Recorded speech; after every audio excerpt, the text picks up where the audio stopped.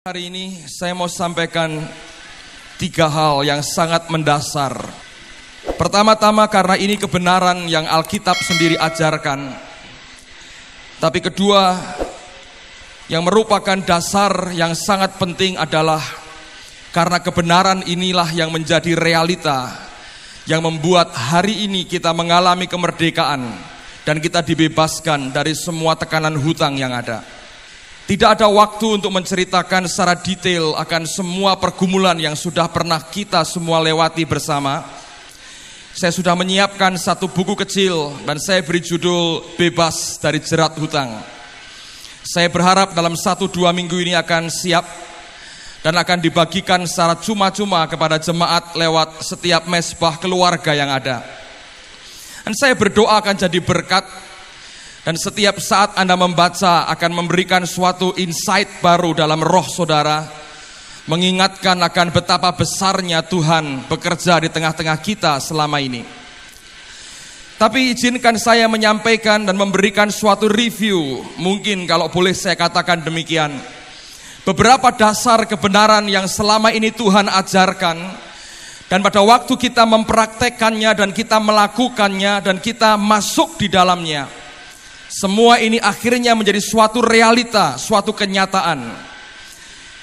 Pada akhir tahun 94, seperti yang kita semua ketahui, sebetulnya hutang kita bukan hanya 159 juta seperti yang tadi dilaporkan.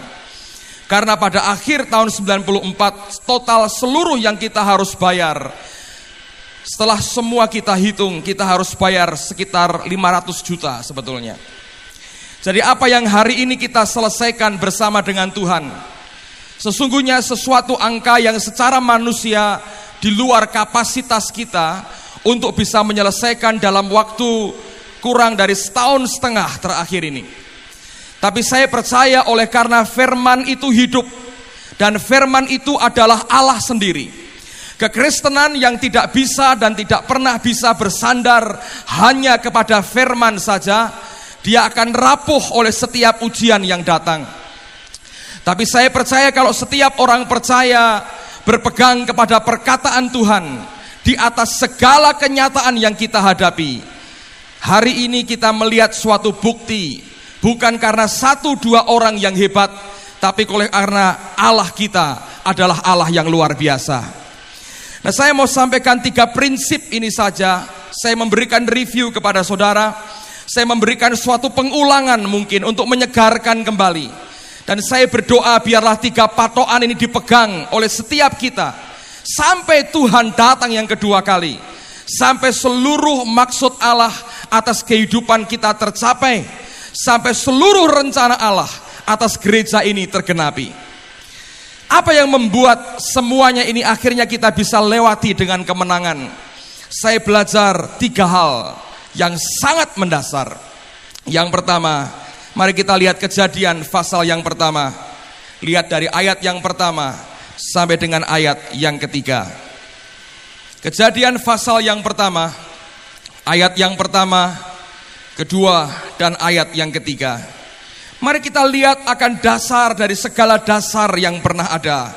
Dan saya berdoa supaya ini masuk di dalam roh kita. Firman Tuhan berkata, pada mulanya Allah menciptakan langit dan bumi. Bumi belum berbentuk dan kosong.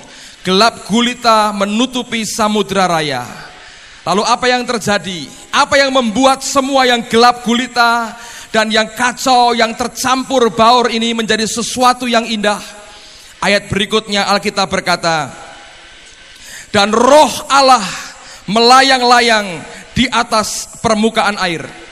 King James menulis, and the Holy Spirit moved, dan roh Allah itu mulai bergerak. Lalu pada ayat yang ketiga Alkitab berkata, berfirmanlah Allah, jadilah terang, lalu terang itu jadi. Saudara sekalian, hal yang pertama yang membuat semua yang gelap dan kacau berubah menjadi sesuatu ciptaan yang luar biasa adalah apa yang merupakan aktivitas pertama dari Allah Tritunggal. Alkitab berkata, and the Holy Spirit moved. Roh Allah bergerak Lalu Bapa berfirman, jadilah terang, dan terang itu jadi. Sejak manusia belum ada di bumi ini, sejak Allah menciptakan akan bumi ini, maka cara Allah menciptakan selalu dimulai dengan Kejadian pasal pertama, ayat yang pertama, kedua, dan ketiga. Selalu pola itu akan Anda lihat. Maka roh Allah akan bergerak terlebih dahulu. Di tempat di mana roh Allah itu bergerak, maka Bapa akan mengucapkan firman-Nya, dan firman itu akan jadi seperti yang Bapa katakan. And the Holy Spirit move, dan roh Allah itu mulai bergerak. Tidak pernah ada satupun yang bisa dihasilkan dengan mulia kalau tidak dimulai dengan rohnya bergerak mendahului akan jalan kehidupan kita. Tidak ada satupun yang kita bisa hasilkan yang akan memberikan dampak dan nilai kekal dan besar di hadapan Tuhan, kecuali kita mengizinkan dan melihat rohnya bergerak dulu di hadapan kita dan mulai mengerjakan sesuatu seperti yang Dia inginkan. Bahkan sebelum Bapa mengucapkan firman-Nya, Alkitab berkata, dan rohnya itu mulai bergerak, and the Holy Spirit moves. Sebetulnya ini bukan suatu istilah yang simple, karena sesungguhnya ini akan mengubah akan seluruh cara berpikir dan cara hidup kita. Berapa banyak orang Kristen ketika dia menginginkan sesuatu untuk dikerjakan, dia lebih suka duduk, dia ambil kertas, dan dia mulai sketch berdasarkan apa yang dia pikir baik, dan dia berkata, mari kita kerjakan ini, tanpa pernah mau mengerti apakah roh Allah sedang bergerak di tempat yang sama seperti yang dia tuju atau tidak. Dengarkan baik-baik saudara, kita sudah belajar selama sekian tahun ini, hanya kalau rohnya itu kuat di tengah-tengah kita, sesuatu yang kacau, sesuatu yang gelap, sesuatu yang tidak ada artinya sama sekali akan diubah jadi kehidupan yang begitu mentakjubkan. Mari kita lihat Yesaya pasal yang ke-32. Kitab Nabi Yesaya pasal yang ke-32.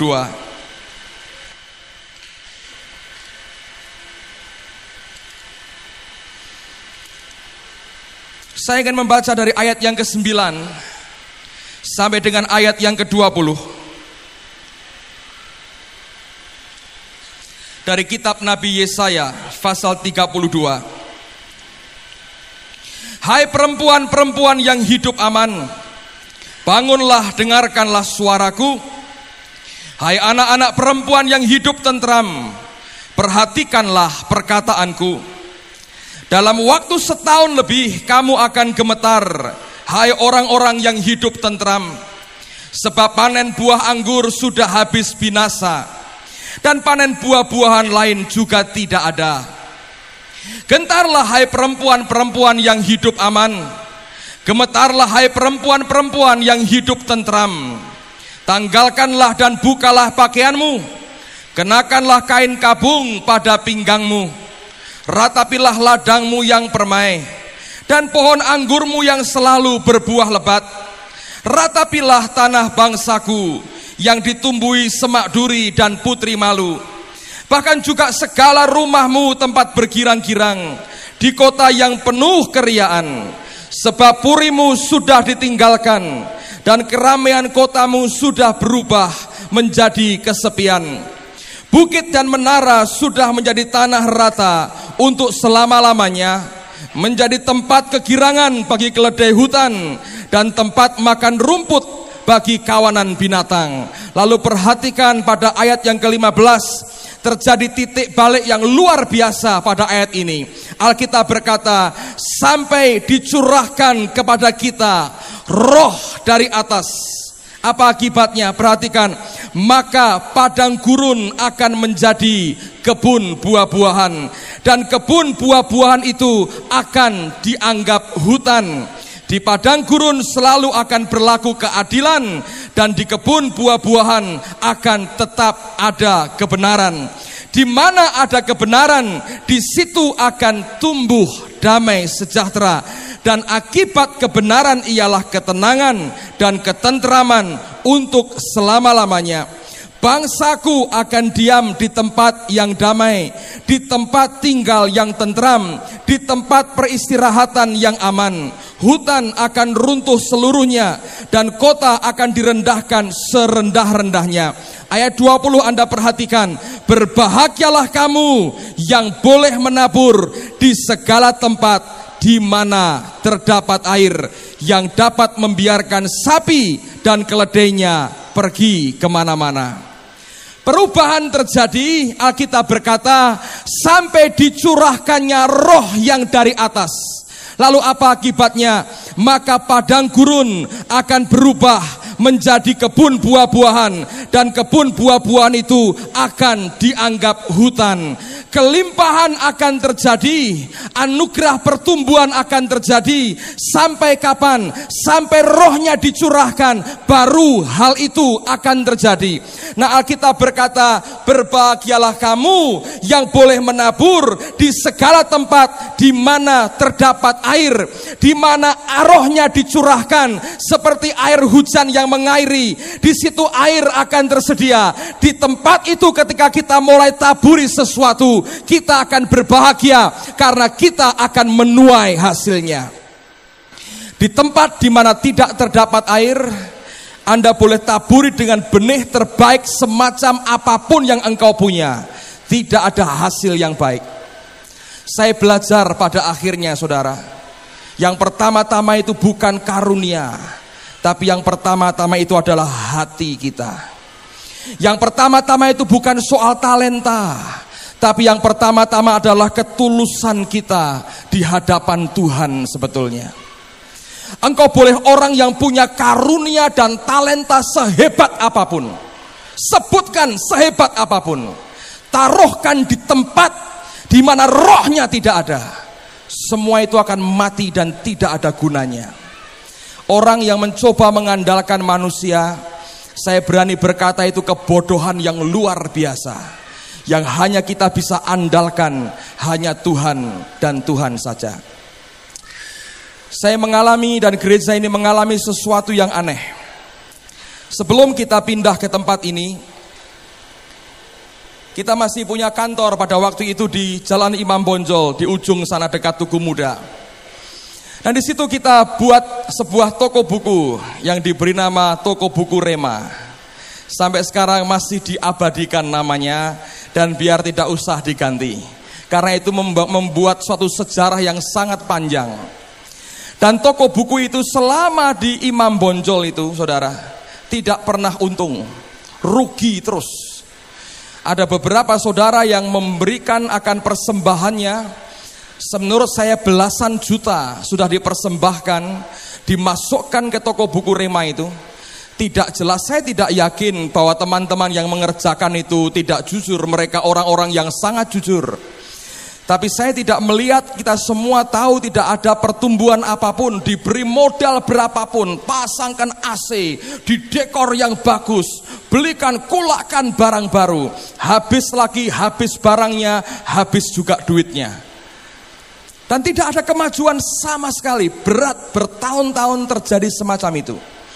Akhirnya waktu kita pindah, kita tidak pernah berani buka itu. Dan kita coba pada waktu itu ada buku-buku bekas yang masih sudah setahun lebih mungkin setelah kita pindah di sini, ditumpuk di gudang dan tumpuk ditaruh dimasukkan dalam dos dan tidak terjual. Saya masih ingat Bu Foni dengan pengurapan dagangnya, istilah saya, saudara. Dia berkata kepada saya, "Pak, ini buku ditumpuk bertahun-tahun di sini. Bagaimana kalau saya buka di belakang sana, saya obral buat jemaat. Dan saya mau tambah dengan beberapa buku baru sedikit, kita ada uang sedikit, kita beli beberapa buku baru." Dan tiba-tiba tempat itu jadi ramai, dan barang-barang yang sudah 1 tahun tidak laku tiba-tiba hilang entah kemana, dibeli oleh jemaat. Dan kemudian ada keberanian sedikit, lalu beli lagi buku baru, lalu beli lagi dan beli lagi dan beli lagi, dan sampai hari ini saya melihat mereka bisa menghidupi diri sendiri. Bahkan beberapa tenaga full timer hidup oleh karena toko buku Rema yang ada. Tuhan memberkati lewat itu dan jadi berkat bagi yang lain dalam pelayanan yang lain. Aneh sekali, semua hidup sekolah minggu kita 2 tahun yang lalu hanya 11 anak. Anak saya 2, anaknya Pak Nugroho 3, anaknya Pak Timotius 2, 5, berapa? 2. Anaknya Pak Ardian 1 pada waktu itu ya, Timothy masih kecil sekali. Dan beberapa anak yang lain, Felix juga ikut sekolah minggu, sekarang sudah gede. 2 tahun yang lalu kira-kira 11 anak saudara di sekolah minggu ini. Hari ini sudah 100 lebih anak-anak yang Tuhan himpunkan di tempat ini.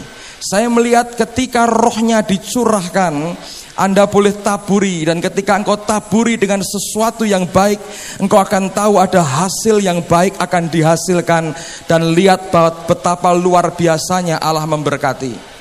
Saya bersaksi bahwa selama 14-15 bulan terakhir ini, terus terang setiap bulan rata-rata ada 1 jemaat yang beli rumah baru. Sebagian besar dilaporkan dan saya diminta memberkati. Ada beberapa yang mungkin tidak lapor dan kemudian diam-diam akhirnya saya tahu juga, tapi saya ikut bersyukur dengan berkat yang Anda terima. Dan sampai beberapa hari yang lalu saya masih terima telepon, ada orang-orang yang sudah berkata, Pak, bulan sekian rumah saya siap dan tolong diberkati. Saudara, semua yang dikerjakan ini bukan karena ada orang hebat sebetulnya, tapi oleh karena rohnya dicurahkan di tengah-tengah kita. Sampai dicurahkannya roh yang dari atas, maka padang gurun akan berubah menjadi kebun buah-buahan. Dan ternyata roh itu adalah pribadi yang saudara bisa bergaul dekat dengan dia.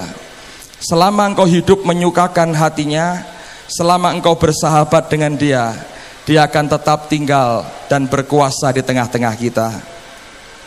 Yesaya pasal 65. Saya suka dengan ayat ini. Yesaya pasal 65 ayat yang ke-8. Yesaya pasal 65 ayat yang ke-8. Beginilah firman Tuhan, seperti kata orang, jika pada tandan buah anggur masih terdapat airnya, janganlah musnahkan itu, sebab di dalamnya masih ada berkat. Demikianlah aku akan bertindak oleh karena hamba-hambaku, yakni aku tidak akan memusnahkan sekaliannya. Kata buah anggur dari kata Ibrani tiros, yang artinya sebetulnya new wine atau anggur baru. New King James menerjemahkan dengan bagus sekali. As the new wine is found in the cluster, selama anggur baru itu masih ada pada tandannya. And one says, dan orang akan berkata, do not destroy it, jangan hancurkan itu, for a blessing is in it, oleh karena berkat itu ada di dalamnya. Selama new wine, anggur baru itu ada, berkat itu ada, dan tidak akan ada penghancuran, saudara. Hal yang membuat kita bisa bertahan adalah oleh karena kita mendapatkan new wine, anggur baru. Dan saya tahu semua yang new akan membuat suatu tanda tanya besar bagi banyak orang. Sebagian akan berkata, saya mau wait and see. Sebagian akan berkata, itu sesat dan tendang saja. Sebagian akan menerima dengan sukacita. Saya belajar Tuhan tidak berkata lihat dan kecap. Manusia tidak pernah mau suruh tutup mata, buka mulutnya, lalu kita masukin sesuatu ke mulutnya. Nggak pernah mau. Manusia mau lihat dulu apa yang akan dimasukkan ke mulut saya. Makanya di restoran sekarang tidak sekedar daftar menu makanan, tapi ada fotonya. Kenapa? Manusia pengen lihat dulu, baru dia mau cicipi. Kalau di mata mereka lihat baik, baru mereka mau nikmati. Tapi Tuhan berkata, taste and see, kecap dan lihat. Selama cara berpikir kita tidak sinkron dengan Tuhan, tidak mungkin kita berani mengecap sesuatu yang baru dari Allah. Saya bersyukur Allah beri kita keberanian mengecap akan anggur barunya. Dan hari ini kita menikmati akan blessing yang Dia beri. Selama anggur baru itu ada, orang akan berkata, jangan hancurkan itu, for a blessing is in it. Oleh karena berkat itu ada di dalamnya. Saya mau katakan hal yang pertama yang tidak pernah boleh hilang dari tengah-tengah kita adalah rohnya. Billy Graham berkata, kalau hari ini Roh Kudus diangkat dari gerejanya, dari muka bumi, 90% aktivitas orang Kristen dan gereja tidak ada perubahan, akan seperti biasa. Menyedihkan sekali saudara. Kalau roh Tuhan diangkat dari gereja hari ini, yang goncangannya 10%, 90% aktivitas kita akan seperti biasa. Dia mau berkata 90% dari apa yang gereja kerjakan hari ini adalah dengan kekuatannya sendiri dan tidak ada sangkut paut dengan rohnya. Dan itu bahaya sekali saudara. Saya berdoa kita sudah belajar banyak selama ini, dan biar kita berkata, jangan ambil rohmu yang kudus daripadaku. Amen saudaraku. Yang kedua, mari kembali Kejadian pasal yang pertama. Kejadian pasal pertama. Mari lihat mulai ayat yang ke-26. Kejadian pasal yang pertama, ayat 26 sampai 31. Berfirmanlah Allah, baiklah kita menjadikan manusia menurut gambar dan rupa kita, supaya mereka berkuasa atas ikan-ikan di laut dan burung-burung di udara, dan atas ternak, dan atas seluruh bumi, dan atas segala binatang melata yang merayap di bumi. Maka Allah menciptakan manusia itu menurut gambarnya, menurut gambar Allah diciptakannya dia, laki-laki dan perempuan diciptakannya mereka. Allah memberkati mereka, lalu Allah berfirman kepada mereka, beranak cuculah dan bertambah banyak, penuhilah bumi dan taklukkanlah itu, berkuasalah atas ikan-ikan di laut dan burung-burung di udara, dan atas segala binatang yang merayap di bumi. Berfirmanlah Allah, lihatlah aku memberikan kepadamu segala tumbuh-tumbuhan yang berbiji di seluruh bumi, dan segala pohon-pohonan yang buahnya berbiji, itulah yang akan jadi makananmu. Tetapi kepada segala binatang di bumi dan segala burung di udara dan segala yang merayap di bumi yang bernyawa, kuberikan segala tumbuh-tumbuhan hijau menjadi makanannya. Dan jadilah demikian. Maka Allah melihat segala yang dijadikannya itu sungguh amat baik. Jadilah petang dan jadilah pagi, itulah hari ke-6. Saudara mungkin bertanya, apa maksudnya saya bacakan penciptaan manusia? Tapi saya mau sampaikan, terima kasih. Saya mau sampaikan apa yang tadi pagi saya mau katakan saudara. Manusia diciptakan pada hari yang ke-6. Dalam Talmud orang Yahudi ada satu pertanyaan. Pertanyaannya begini, mengapa manusia diciptakan pada hari yang ke-6? Kenapa manusia tidak diciptakan pada hari kedua, atau hari ketiga, atau hari keempat, atau hari kelima? Kenapa manusia justru diciptakan pada hari yang ke-6? Dari semua yang diciptakan selesai, terakhir manusia. Kenapa saudara? Ada orang berkata, ya karena manusia kan perlu lingkungan untuk hidup. Ya kalau nggak ada lingkungan untuk hidup, ya nggak mungkin hidup. Ya hidup aja kalau Tuhan mau hidup. Nah caranya ya terserah Tuhan, suka-suka. Kalau perlu hidup tanpa bernafas, kalau perlu. Ya. Talmud Yahudi ini mempertanyakan satu pertanyaan yang sangat dasar. Mengapa manusia diciptakan terakhir? Kenapa tidak setelah manusia masih ada penciptaan yang lain? Kenapa manusia diciptakan terakhir? Dan akhirnya dijawab dalam Talmud itu. Jawabannya bergurau menurut saya, tapi serius sekali. Sebab kalau manusia diciptakan pada hari sebelumnya, dua hal akan terjadi. Manusia akan ikut-ikut celandaan, bahasa Jawanya, bantu Tuhan. Dan yang kedua, akan ikut mengklaim, bumi ini gua juga yang menciptakan. Pasti saudara. Coba lihat. Semua boleh kamu makan. Yang satu ini jangan. Dipegang nggak saudara? Pegang. Dasar ini manusia ini kepinginnya begitu saudara. Dari sononya seperti itu. Dan ini yang tidak pernah bisa di hadapan Tuhan saudara. Saya belajar ketika Hawa diciptakan, apa yang terjadi? Coba lihat pasal yang kedua, ayat 21. Lalu Tuhan Allah membuat manusia itu tidur nyenyak. Ketika ia tidur, Tuhan Allah mengambil salah satu rusuk daripadanya, lalu menutup tempat itu dengan daging. Dan dari rusuk yang diambil Tuhan Allah dari manusia itu dibangunnyalah seorang perempuan, lalu dibawanya kepada manusia itu. Selalu manusia itu direskan, diistirahatkan. Rupanya Tuhan tahu, kalau aku ciptakan ini mendahului yang lain, nanti seluruh kerjaanku ini akan kacau. Mesti ikut-ikut ini. Dan dari sejak semula Tuhan tahu. Dengerin saudara, kalau dia mulai kerja, dan tangan dan pikiran manusia ini mulai ikut campur, rusak semuanya. Makanya Hawa diciptakan, tidurkan dulu Adamnya. Nanti kalau tidak, baru buat hidungnya protes, Tuhan agak pesek sedikit Tuhan.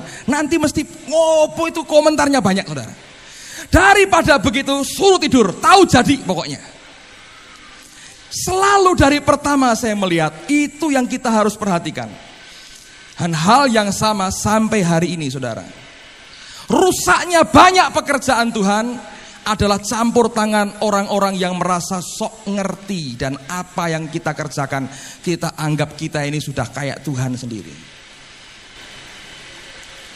Nah, kalau kita mau belajar, dengerin saudara, pada akhirnya kita harus mengerti, seluruh kemanusiaan kita harus hilang. Dan hanya dia saja. Itu aja saudara. Semua usaha campur tangan orang gak ada hasilnya. Saya ingat pada waktu kita baru buat kesalahan dengan kita pinjam di bank, Pak Yusak Cipto datang kemari dan dia memberikan pesan Tuhan. Dia berkata begini, kalau kamu bergantung kepada manusia, nanti kamu bayarnya susah ini. Tapi kalau kamu bergantung kepada Allah, kamu bisa bayar dengan baik. Ini saya tahu saudara, siapa yang tidak tahu ya, jangan bergantung kepada manusia, semua kita ngerti. Teori, dasarnya indisinya belum. Dari sini untuk turun ke sini long way saudara, panjang sekali, mungkin puluhan tahun gak nyampe. Ngerti di sini, tapi untuk sampai ke sini bisa puluhan tahun saudara. 2 minggu setelah itu saya diundang ke Jakarta, saya ngisi retreat. 2 session saya masih ingat, session pertama lalu break session kedua. Baru session pertama Tuhan mengurapi firman-Nya. Waktu istirahat ada seorang bapak datang ke saya. Tinggi, kurus, kacamata. Saya tidak kenal orangnya tadinya. Dia kenalkan dirinya, kami ngobrol deket, akrab sekali. Dia merasa diberkati, dia berikan kartu namanya. Saya lihat sepintas, saya tidak kenal siapa, saya masukkan saku. Akhirnya setelah pulang, beberapa teman berkata, oh orang ini, anak ini. Dia tunjukkan semua jabatannya. Bulan berikutnya saya ke Jakarta, dia undang saya makan siang di kantornya. Dan waktu makan siang dia tanya dengan saya, Bapak ada pelayanan yang membutuhkan dukungan dana. Loh enak toh saudara. Oh saya nggak tanya, nggak minta. Oh teman saya ini baru nyumbang pendeta ini 2 miliar Pak. Loh saya dimingi-mingi begitu. Ya saya pikir aku rak keliru toh Tuhan. Ya, wong dia menawarkan diri kok. Saya bilang ada. Tolong buatkan proposalnya Pak. Jumlahnya berapa? Oh mudah itu katanya loh. Tak buatkan saudara. Tanpa saya sadar, tiba-tiba itu membuat hati saya sudah condong kepada manusia. Dan pada waktu terjadi, kata Yeremia tergenapi, terkutuklah orang yang mengandalkan manusia. Semuanya berhenti, macet total saudara. Dan akhirnya utang 0,5 miliar itu. Mabuk betul pada hari-hari itu. Tapi saya belajar, kalau kemanusiaan kita hilang, sudah tidak berdaya sama sekali.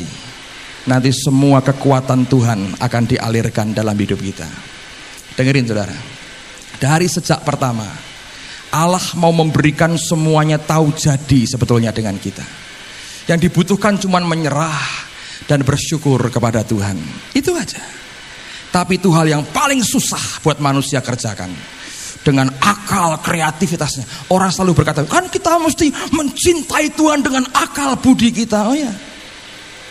Tapi kalau akal budi engkau pakai semau-maumu, itu tidak cinta dengan Tuhan namanya. Itu carpe diem itu namanya saudara.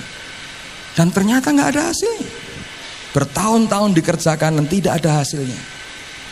Saya belajar mencintai dengan akal budi itu adalah kita ikut memikir seperti Allah memikir, dan tidak berani memikir di luar pikiran Tuhan supaya tidak menyakiti hatinya dengan pikiran kita ini. Dia ciptakan kita pada hari terakhir. Setelah semuanya selesai, Dia berikan kepada kita. Ketika Adam tidur, ciptakan Hawa. Setelah jadi, bangunkan, ambil katanya. Tinggal kita menyerah dan terima saja. Selesai itu. Nah, kok gampang anugerah saudara. Keselamatan juga karena anugerah. Anda tidak pernah diminta untuk membayar apapun, semua Dia sudah beresi. Dan itu prinsip kekristenan menurut saya. Dan saya berdoa, mari belajar sesuatu saudara. Dosa membuat manusia mengarah kepada diri sendiri. Saya sering kali berkata, sebelum manusia itu dalam dosa, manusia punya God conscious. Yang dipandang hanya Tuhan, Tuhan dan Tuhan saja. Tidak peduli dengan ketelanjangannya dan kekurangannya. Yang dilihat cuman Tuhan. Ketika dosa mulai masuk, manusia punya self conscious. Dia lihat ketelanjangannya. Dicoba ditutupi kekurangannya. Buat cawat dari pohon ara. Tidak cukup menutupi ketelanjangannya. Mereka masih malu. Tuhan yang buatkan pakaian buat mereka. Tuhan yang mengenakannya buat mereka. Anda ngerti? Manusia itu membuat pakaian, pakai pakaian aja tidak bisa. Tuhan yang ngajari buat pakaian. Tuhan yang ngajari pakai pakaian saudara. Bagaimana kita bisa lepas dari Dia dan bergerak sendiri dengan kreativitas kita? Saya tidak pernah bisa percaya itu lagi. Kadang-kadang orang berkata kepada saya, kamu ini orangnya self confidence-nya besar. Saya bilang, sama sekali saya tidak punya self confidence. Saya hanya punya confidence in God saudara. Karena self confidence itu menghancurkan sekali. Tapi keyakinan di dalam Tuhan memberikan kehidupan. Amen saudaraku. Yang ketiga, yang terakhir, saya belajar sesuatu. Rahasia kekuatan kekristenan adalah sama seperti ketika Yesus mengalami yang sama, yaitu kematian dari semua kedagingan kita. Itu saja saudara. Rahasia kekuatan terbesar adalah kalau kita mati seperti benih yang mati. Tidak ada kebangkitan sebelum kematian. Percaya saudara, tidak akan pernah ada. Dan sampai kapanpun tidak akan pernah ada. Kadang-kadang kalau kita mencoba untuk melihat seluruh kehidupan masa lalu dan sebagainya, saudara akan lihat ada banyak hal yang membuat kita sadar bahwa ada waktu di mana seperti kita sedang dikubur. Ada waktu di mana kita harus diam, harus bungkam, harus tutup mata, tutup telinga, dan tutup mulut kita rapat-rapat. Seperti orang mati. Tapi setiap orang percaya yang sedia melewati akan kematian daging semacam itu, engkau akan lihat kemuliaan Tuhan yang luar biasa setelah engkau lewati semuanya. Tidak ada yang bisa dibanggakan dari semua yang dicapai. Semua adalah karena anugerah Tuhan. Murni 100% berasal dari Dia. Dan malam hari ini saya ingin memberikan segala kemuliaan itu hanya bagi Yesus, Tuhan dan memimpin gereja ini. Amen, saudaraku. Saya akan minta beberapa anak-anak kita akan memuji Tuhan. Dan saya percaya mereka akan memberkati kita dengan pujian mereka. Dan biar sungguh-sungguh jadi berkat. Dan setiap kita akan diberkati. Anugerahnya besar di tengah-tengah kita. Lebih dari 100 anak dihimpunkan di tengah-tengah kita tiap minggu pagi. Saya melihat pertumbuhan yang indah sekali. Dan saya percaya minggu demi minggu akan makin banyak lagi yang akan dibawa kepada Tuhan Yesus. Saudara siap diberkati malam hari ini. Dan kita akan siapkan diri kita juga untuk terima tubuh dan darah Yesus setelah ini. Saya mau katakan saudara, kenapa ucapan syukur kita dengan perjamuan kudus? Untuk mengingatkan saja, kekuatan terbesar itu pada saat kita mati. Bukan pada saat kita sedang hidup sekali, tidak. Pada saat kita mati. Kekuatan terbesar yang pernah melanda dunia ini adalah ketika anak manusia berteriak, sudah genap. Dan dia hancurkan seluruh kekuatan iblis, runtuh sama sekali. Dan hari yang ketiga dia bangkit dari antara orang mati. Saya berdoa dengan ini membuat kita terus mawas diri. Pekerjaan kita belum selesai saudara. Bukan hanya fisik tapi lebih daripada itu. Masih banyak panggilan yang harus diselesaikan, yang kita harus tuntaskan sampai kemuliaannya dicurahkan di tengah-tengah kita. Haleluya.